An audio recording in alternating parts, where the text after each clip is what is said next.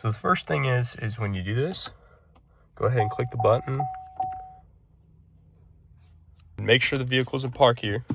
Make sure the parking brake's locked down. Go ahead and pull up this tab right here. You're gonna hear the parking brakes lock on. Make sure that your light's on the dash here.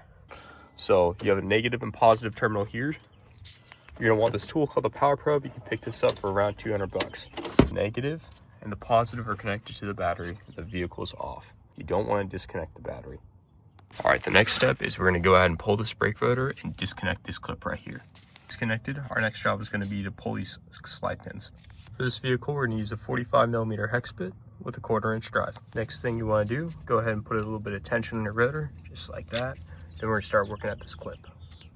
These clips come off pretty easy. Normally I just stick my screwdriver in there and plop it out.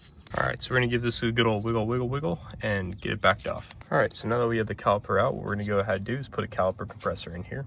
So as you can see here, I'm putting my caliper compressor on, it's not moving at all. The reason why is there's a kind of like this is like a giant motor and it turns a gear, and this part right here is for your parking brake. So what we're gonna do with our Power Probe is take the positive and negative leads and hook it up to this. When you put this on there, this is a completely isolated circuit now because we have it disconnected. So you'll see when we put on it there, we're able to make a circuit. We apply voltage, the motor goes on.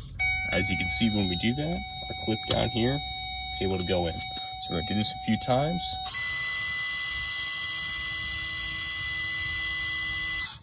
All right, so now this is all compressed. We're gonna go ahead and put this all back together. Now that we have our side pins greased and lubed, we're gonna go ahead and take our brake caliper hardware and slide it in. The best way to do this is with a pair of pliers. Next little thing is now that we got it in, go ahead and give it a tap, just like that, both ends. Next thing to do is pump your brakes.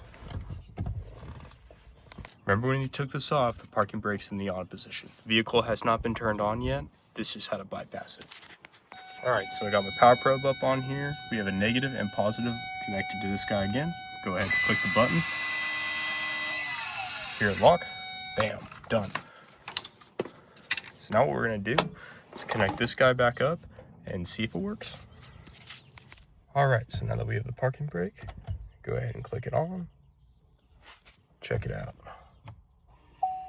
Bam, works, no codes.